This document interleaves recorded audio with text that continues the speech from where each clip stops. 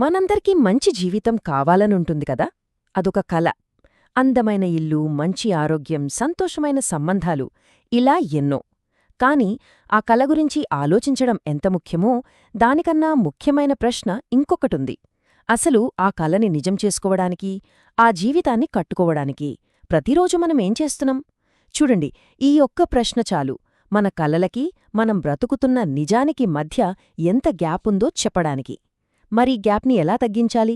దానికి ఒకే ఒక్క దారుంది, ఒకే ఒక్క శక్తి ఉంది. దాని గురించి ఈరోజు మనం మాట్లాడుకోబోతున్నాం. అదే క్రమశిక్షణ. క్రమశిక్షణ. ఈ మాట వినగానే మనం యాళ్లలోకి వస్తుంది ఒక జైలు, కొన్ని కఠినమైన రూల్స్, కట్టుబాట్లు, స్వేచ్ఛ లేకపోవడం. కరెక్టే కదా, మనలో చాలామందిమి అనుకునేది ఇదే. కాని డేనియల్ వాల్టర్ అనే రచయిత ఒక విచిత్రమైన మాట అంటారు. ఆయనేమంటారంటే, మనం బంధనమని, ఒక గొలుసని దేన్నైతే అనుకుంటున్నామో అదే మనకు అసలైన స్వేచ్ఛనిస్తుందట. వినడానికి చాలా వింతగా ఉంది కదూ. బంధనం స్వేచ్ఛనివ్వడమేంటి? జైలు లాంటిది మనల్ని ఎలా విముక్తి చేస్తుంది? రండి, ఈరోజు ఈ మాట వెనుకున్న అసలు నిజాన్ని, ఆ లోతైన అర్థాన్ని తెలుసుకునే ప్రయత్నం చేద్దాం. సరే, మొదటి సెక్షన్కి వద్దాం. చాలామందికి ఉండే ఒక సాధారణ అపోహ.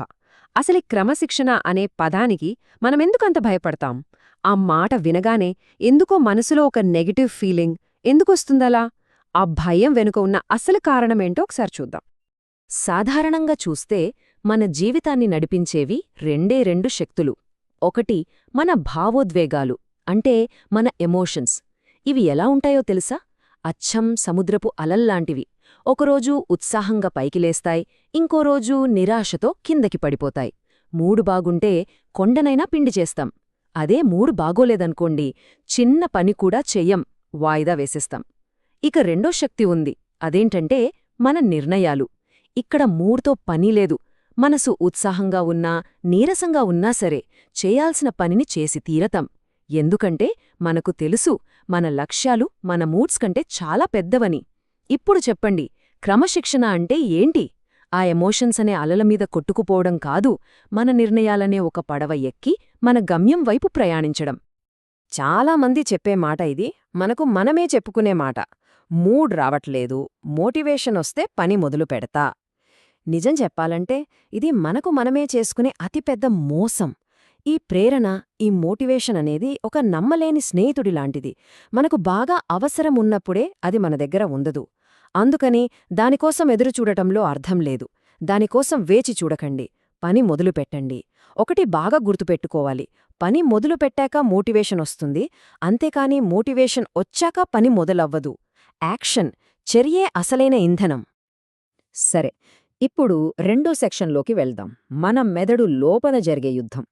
మనం పనుల్ని ఎందుకు వాయిదా వేస్తాం? ఎందుకు బద్ధకిస్తాం? ఇది కేవలం సోమరితనం వల్ల కాదు. దీని వెనుక ఒక సైంటిఫిక్ కారణముంది. మన మెదడులోనే తెలియకుండా ఒక అంతర్గత యుద్ధం రోజూ జరుగుతూ ఉంటుంది. ఆ యుద్ధమేంటో లోతుగా చూద్దాం. మన మెదడులో ఇద్దరున్నారనుకోండి. ఒకరు తక్షణ ఆనందాన్ని కోరుకునే ఒక చిన్న పిల్లాడిలాంటివాళ్లు. నాకిప్పుడే కావాలి, కష్టం అస్సలు వద్దు, సుఖంగా ఉండాలి అని మారం చేస్తారు. వాళ్లే మనతో చదువు ఆపి రీల్స్ చూడు, జిమ్కి వెళ్ళొద్దు, హాయిగా పడుకో అని చెప్తుంటారు. ఇక రెండోవాళ్లున్నారు, మన భవిష్యత్తు గురించి ఆలోచించే ఒక పెద్దవాడిలాంటివారు. మన మెదడులోని ప్రీఫ్రంటల్ కార్టెక్స్ అన్నమాట. వాళ్ళు, ఒరే, ఇప్పుడు కష్టపడితే రేపు జీవితం బాగుంటుంది అని మనకు నచ్చజెప్పడానికి ప్రయత్నిస్తారు. మరి క్రమశిక్షణ అంటే ఏంటో తెలుసా? ఆ చిన్నపిల్లాడి మారాన్ని ఈ పెద్దవాడి వివేకం ఓడించడమే. ప్రతిరోజూ, ప్రతి క్షణం మన మెదడులో ఈ ఇద్దరి మధ్య యుద్ధం జరుగుతూనే ఉంటుంది. ఈ యుద్ధానికి ఉదయం మోగే అలారం కంటే మంచి ఉదాహరణ మరొకటి ఉండదు. అలారం మోగగానే ఒక స్వరం ఇంకొక 5 నిమిషాలు పడుకోరా అంటుంది. మరో స్వరం, లే, టైమైంది, పనుంది అంటుంది. ఇప్పుడు చెప్పండి, మనం స్నూజ్ బటన్ నొక్కామా? ఆ రోజు మొదలైన మొదటి యుద్ధంలో మనం ఓడిపోయినట్టే. అదే ఒక్కసారిగా దుప్పటి పక్కకు తీసి లేచి నిల్చున్నామా, గెలిచినట్టే. క్రమశిక్షణ అనేది ఆ రోజు మొదలయ్యే మొదటి క్షణంలోనే ఉంటుంది. ఆ యుద్ధంలో ఏ స్వరం గెలుస్తుందనేది మన చేతుల్లోనే ఉంది. మూడవ సెక్షన్, మనమెంచుకునే నొప్పి. ఒక నిజం ఒప్పుకోవాలి, జీవితంలో నొప్పి అనేది తప్పదు. దాన్ని ఎవ్వరూ తప్పించుకోలేరు. కాని ఆ నొప్పి ఎలాంటిది అనేది ఎంచుకునే అద్భుతమైన అవకాశం మాత్రం మన చేతుల్లో ఉంది. జీవితం మన ముందెప్పుడూ 2 రకాల నొప్పులను పెడుకుంది. ఒకటి క్రమశిక్షణ వల్ల కలిగే నొప్పి. రెండోది పశ్చాత్తాపం వల్ల కలిగే నొప్పి. మొదటగా క్రమశిక్షణ నొప్పి గురించి చూద్దాం. ఉదయాన్నే లేవాలంటే కష్టం, వ్యాయామం చెయ్యాలంటే నొప్పి, ఫ్రెండ్స్ పార్టీకి వెళ్తుంటే మనం కూర్చుని చదువుకోవాలంటే బాధ. ఇవన్నీ కష్టమే, ఇవన్నీ నొప్పే. కానీ ఈ నొప్పి బరువు చాలా తక్కువ, కొన్ని ఔన్సులు మాత్రమే. ఇది తాత్కాలికం, రోజురోజుకీ ఇది మనల్ని బలపరుస్తుంది. ఇక రెండో రకం నొప్పి ఉంది, అదే పశ్చాత్తాపం నొప్పి. దీని బరువు టన్నుల్లో ఉంటుంది. సరైన సమయంలో కష్టపడనందుకొచ్చే ఆర్థిక కష్టాలు, ఆరోగ్యం మీద శ్రద్ధ పెట్టనందుకు 30 ఏళ్లకే వచ్చే రోగాలు.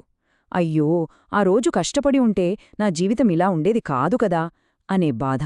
ఈ బరువు జీవితాంతం మనల్ని మోయలేని విధంగా అణిచివేస్తుంది. ఇప్పుడు ఒక్క క్షణం ఆగి ఆలోచించండి. ఈ రెండు బరువులలో ఏ బరువును మోయడానికి సిద్ధంగా ఉన్నారు? కాసేపు కొన్నాళ్లపాటు కష్టపడి భవిష్యత్తును అద్భుతంగా మార్చుకునే ఆ తేలికైన క్రమశిక్షణ బరువా, లేక జీవితాంతం కుమిలిపోతూ అయ్యో అప్పుడే అలా చేసి ఉంటే బాగుండేది అని బాధపడే ఆ టన్నుల కొద్దీ పశ్చాత్తాపం బరువా? ఈ ఎంపిక పూర్తిగా మనదే. ఈరోజు మనం తీసుకునే చిన్న చిన్న నిర్ణయాలే రేపు మనం మోయబోయే బరువును నిర్ణయిస్తాయి. క్రమశిక్షణకు మనమొక కొత్త నిర్వచనమిచ్చుకుందాం. ఇదేంటంటే, ఇది ఆత్మగౌరవం యొక్క అత్యున్నత రూపం. ఒక్కసారి ఆలోచించండి, మనం మన బాస్కి, స్నేహితులకి, కుటుంబ సభ్యులకి ఇచ్చిన మాట నిలబెట్టుకోవడానికి ఎంత ప్రయత్నిస్తాం. కాని మనకు మనమిచ్చుకున్న మాట, రేపటి నుండి రోజూ వాకింగ్కి వెళ్తా అని చెప్పుకుని ఒక్కరోజు కూడా వెళ్ళం. అంటే ఏంటి? మన మాటకే మనం విలువివ్వడం లేదన్నమాట. మనల్ని మనమే గౌరవించుకోవడం లేదు. క్రమశిక్షణ అంటే ఇంకేదో కాదు, మనకు మనమిచ్చిన మాటకు కట్టుబడి ఉండటం, మూడున్నా లేకపోయినా అనుకున్న పనిని పూర్తి చేయడం. అలా చేసినప్పుడే మనమీద మనకు నమ్మకం, గౌరవం పెరుగుతాయి. అదే నిజమైన ఆత్మగౌరవం. క్రమశిక్షణ లేనివాళ్లు ఎప్పుడు సాకులు వెతుకుతారు. నాకు టైం లేదు, ఈరోజు వాతావరణం బాగోలేదు, నాకు అదృష్టం లేదు అని బాధ్యతను పరిస్థితుల మీదకు నెట్టేస్తారు. కాని క్రమశిక్షణ ఉన్నవాళ్లు అలా కాదు. వాళ్లు పూర్తి బాధ్యత తీసుకుంటారు. పరిస్థితులు ఎలా ఉన్నా, ఫలితమేదైనా నా జీవితానికి నేనే బాధ్యుడిని అని నిలబడతారు. వాళ్లు మార్చలేని వాటి గురించి ఆలోచించరు. వాళ్లు నియంత్రించగల వాటిపైనే దృష్టి పెడతారు. పరధ్యానాలకు సులభంగా వద్దు అని చెప్పగలుగుతారు. ఎప్పుడైతే మనం సాకులు చెప్పడం ఆపుతామో అప్పుడే మన ఎదుగుదల మొదలవుతుంది. సరే, ఇప్పటిదాకా క్రమశిక్షణ ఎందుకు అవసరమో అర్థం చేసుకున్నాం. ఇప్పుడు 4వ సెక్షన్లోకి అడుగుపెడుతున్నాం. ఎలా అనే అతి ముఖ్యమైన ప్రశ్నకు వద్దాం. మాటలు చెప్పడం తేలికే, కాని క్రమశిక్షణను ఆచరణలో పెట్టడం ఎలా? దాని మన జీవితంలో ఒక భాగం చేసుకోవడానికి కొన్ని చాలా సులభమైన ప్రాక్టికల్ మార్గాలు చూద్దాం. చాలామంది చేసే అతిపెద్ద సర్వసాధారణమైన తప్పు ఇదే. న్యూ ఇయర్ రాగానే లేదా ఏదైనా ఒకరోజు ఉదయం ఉత్సాహం రాగానే ఒకేసారి తమ జీవితాన్ని మొత్తం మార్చేయాలని అనుకుంటారు.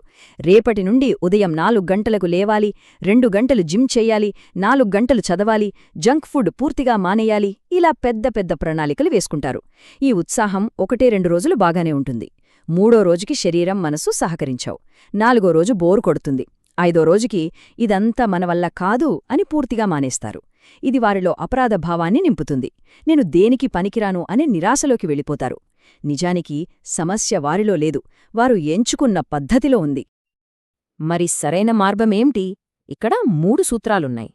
1, చాలా చాలా చిన్నగా మొదలుపెట్టండి. రోజూ ఒక 5 పేజీలు చదవండి, అంతే. ఆ చిన్న విజయం మనకు ఎంతో ఆత్మవిశ్వాసాన్నిస్తుంది. 2, లక్ష్యాల కన్నా వ్యవస్థలపై దృష్టి పెట్టండి. ఉదాహరణకి 10 కిలోలు తగ్గడం అనేది ఒక లక్ష్యం. రోజూ 30 నిమిషాలు నడవడం అనేది ఒక వ్యవస్థ, అంటే ఒక సిస్టమ్. లక్ష్యం అనేది గమ్యమైతే వ్యవస్థ ఆ గమ్యానికి చేర్చే రోడ్డు. రోడ్డు సరిగ్గా ఉంటే గమ్యం దానంతటదే వస్తుంది. మోటివేషన్ లేనప్పుడు కూడా మనల్ని నడిపించేది ఈ సిస్టమే. 3, పరిపూర్ణత కాదు, నిలకడ ముఖ్యం. ఒకరోజు అనుకున్నది చెయ్యలేకపోయారా? పర్వాలేదు, అది ఓటమి కాదు. పూర్తిగా వదిలేయడమే అసలైన ఓటమి. మరుసటి రోజు మళ్ళీ మొదలుపెట్టండి. దీనినే 1% నియమం లేదా కాంపౌండ్ ఎఫెక్ట్ అంటారు. ప్రతిరోజూ పెద్ద పెద్ద మార్పులు అవసరం లేదు. కేవలం 1% 1% మెరుగుపడితే చాలు. మొదట్లో ఈ మార్పు అస్సలు కనిపించదు, చాలా బోరుగా కూడా అనిపిస్తుంది. కాని ఏడాది చివరికొచ్చేసరికి మీరు దాదాపు 37 రెట్లు మెరుగవుతారు. ఆలోచించండి, రోజూ 5 పేజీలు చదివితే ఏడాదికి 10కి పైగా పుస్తకాలు పూర్తవుతాయి. ఆ చిన్న, నిలకడైన చర్యలకే అద్భుతాలు సృష్టించే శక్తి ఉంది. ఇక చివరి సెక్షన్కొచ్చాం. స్వేచ్ఛ యొక్క నిజమైన అర్థం. మనం మొదట్లో ఏమనుకున్నాం? క్రమశిక్షణ స్వేచ్ఛని ఇస్తుందని. అది ఎలాగో ఇప్పుడు దాని అసలైన అర్థమేమిటో చూద్దాం. నిజమైన స్వేచ్ఛ అంటే ఏంటి? మనకు నచ్చింది చేయడం, నచ్చినట్టు ఉండటమా? కాదు. క్రమశిక్షణ లేనప్పుడు మనం మన కోరికలకు, మన భావోద్వేగాలకు బానిసలం. మన మూడ్ మనల్ని శాసిస్తుంది. నిద్ర లేవాలని మనసు చెప్పినా శరీరం వినదు. జంక్ ఫుడ్ తినొద్దని తెలిసినా నాలుక ఆపుకోలేదు. కాని క్రమశిక్షణ ఉన్నప్పుడు మనం మన మనసుకు రాజవుతాం. మనం శాసిస్తాం, మన శరీరం పాటిస్తుంది. చేయాలనుకున్నది చేసే శక్తి, వద్దు అనుకున్నదాన్ని ఆపే శక్తి మన చేతిలో ఉండటమే నిజమైన స్వేచ్ఛ. కాబట్టి క్రమశిక్షణ అనేది మనల్ని బంధించే గొలుసు కాదు, మన లక్ష్యాల వైపు ఎగరడానికి ఇచ్చే రెక్కలు. ఇప్పుడు మనల్ని మనం ఈ ప్రశ్న వేసుకుందాం. నా జీవితాన్ని ఎవరు నడిపిస్తున్నారు? బయటి పరిస్థితులా? నా లోపలి భావోద్వేగాలా? లేక నేను స్పృహతో తీసుకునే నా నిర్ణయాలా? నిజమే, క్రమశిక్షణ మార్గం ఒంటరిగా, కష్టంగానే ఉంటుంది. మనల్ని పొగిడేవాళ్లు, చప్పట్లు కొట్టేవాళ్లు ఎవ్వరూ ఉండరు. కాని ఆ మార్గం చివర మనం కోరుకున్న జీవితం, నిజమైన స్వేచ్ఛ ఉంటాయి. ఈరోజు మనం వేసే ప్రతి చిన్న అడుగే రేపటి మన గమ్యాన్ని నిర్ణయిస్తుంది. ఒక్క విషయం గుర్తుంచుకోండి, మన జీవితానికి మనమే శిల్పులం. ఒక రాయిని శిల్పంగా మార్చడానికి శిల్పి సుత్తితో ఎన్ని దెబ్బలు వేయాలో, అలాగే మన జీవితాన్ని మనమనుకున్నట్టుగా మార్చుకోవడానికి మనమే క్రమశిక్షణ అనే ఉలితో చెక్కాలి. అది ఒక్కరోజులో జరిగే మాయ కాదు. ప్రతిరోజూ మనం తీసుకునే చిన్న చిన్న నిర్ణయాలతో, ప్రతిరోజూ మనం చేసే చిన్న చిన్న పనులతో మన జీవితాన్ని మనమే చెక్కుకుంటాం. ఇప్పుడు నిర్ణయం మనదే. ఈరోజు తాత్కాలిక సౌకర్యాన్ని, సుఖాన్ని ఎంచుకుంటామా, లేక మన భవిష్యత్తు కోసం ఒక శక్తిమంతమైన పునాదిని నిర్మించుకుంటామా?